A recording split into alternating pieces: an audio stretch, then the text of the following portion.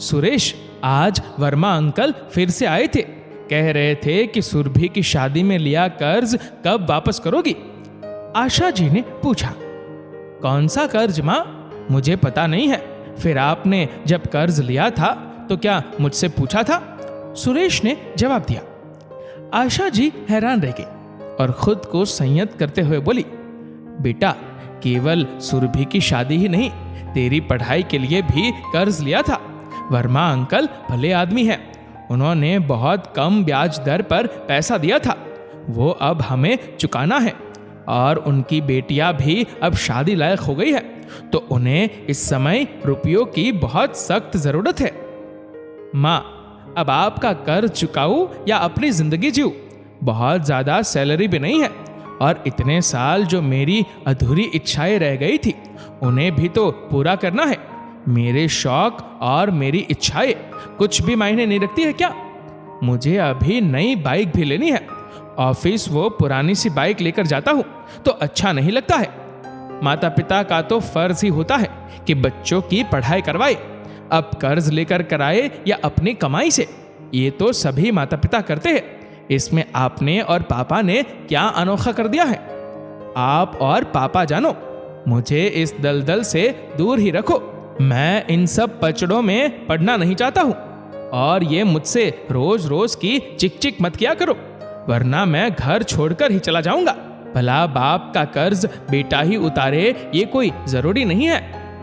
अपने बेटे सुरेश की कड़वी बातें सुनकर आशा जी जहर के घूंट पीकर रह गई।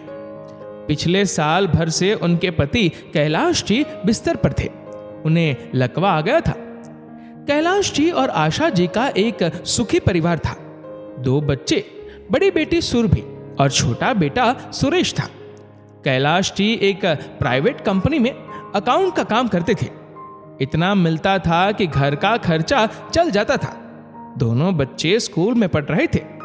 सुरभि थोड़ी समझदार थी, क्योंकि वो माँ का दर्द और घर की परिस्थितियां जानती थी और उसी हिसाब से खर्च करती थी। पर सुरेश अपने दोस्तों से होड़ करता था। उसे लगता था कि जब सब खर्च कर सकते हैं तो मैं क्यों नहीं। वो नित नई चीजों के लिए पैसे मांगता रहता था।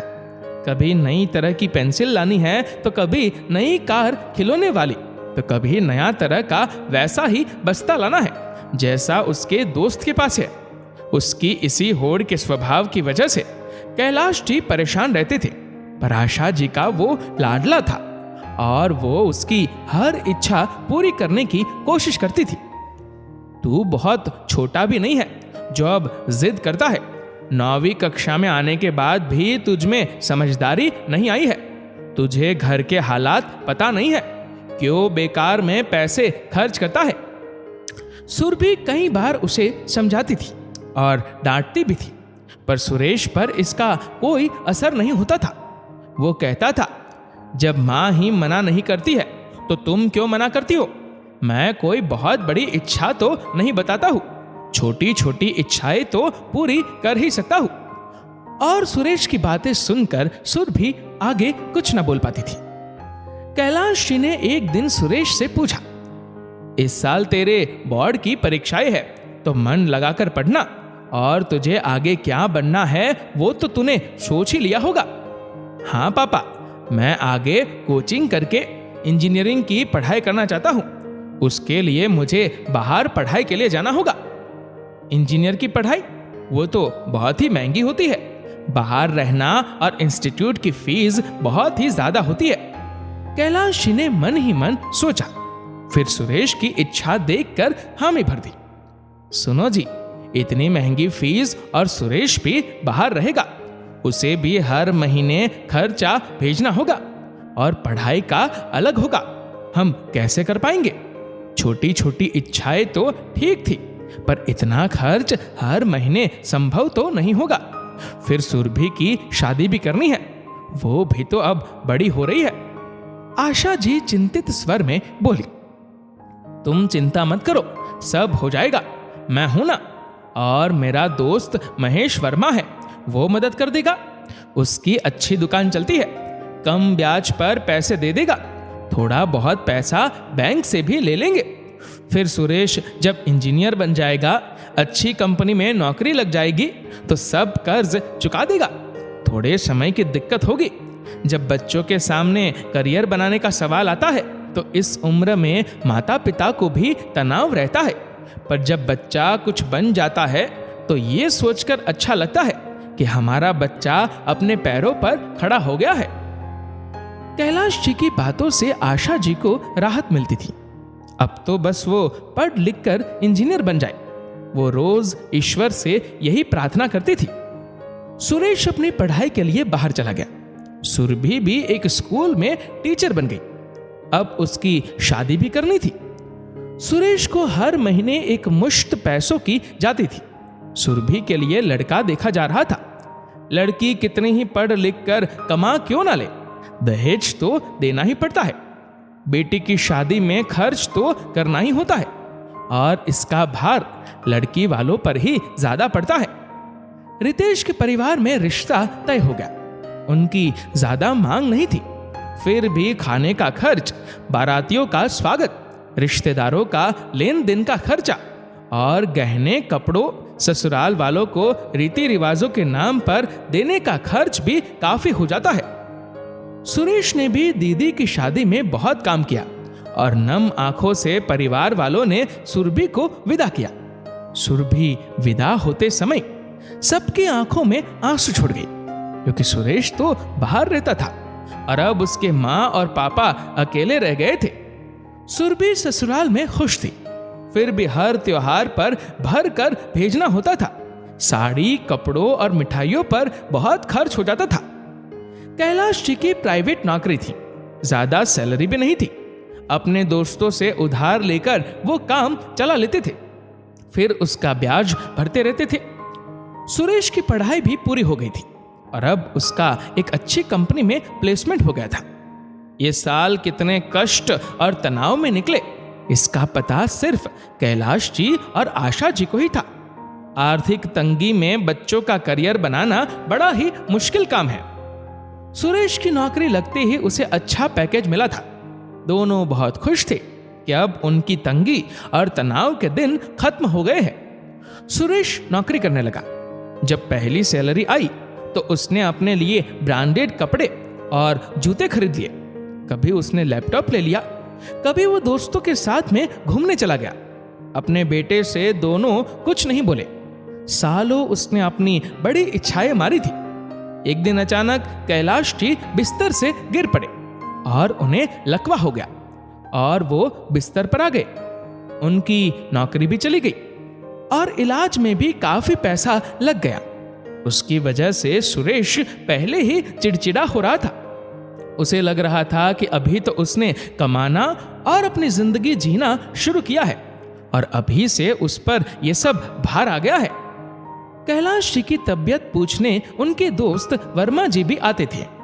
एक दिन उन्होंने आशा जी को अलग कोने में ले जाकर कहा, वो अब उनसे लिए पैसे चुका दे, उन्हें भी बिटिया की शादी करनी है और अब तो सुरेश अच्छा कमाने लगा है, आपका सब कर्ज उतार देगा। आशा जी ने सुरेश को कहा तो वो चिढ़ गया था और घर छोड़ने की धमकी देने लगा। आशा जी के पास अब कोई चारा नहीं था। सुरभि को कहती, पर वो भी कुछ नहीं कर पाती, क्योंकि सुरभि एक संयुक्त परिवार में ब्याही थी और उसकी टीचर की सैलरी भी उसकी सासू माँ रख लेती थी। सुरभि उन्हें सांत्वना दे देती थी, वो खुद भी मजबूर थी। कैलाश जी ने सुरेश की बातें सुनी तो उन्हें भी बहुत ही दुख हुआ। इधर बैंक वाले सिर पर रोज चले आते थे, उधर वर्मा जी को भी पैसे देने थे। इसी अंधेरे में एक आशा की किरण चमकी।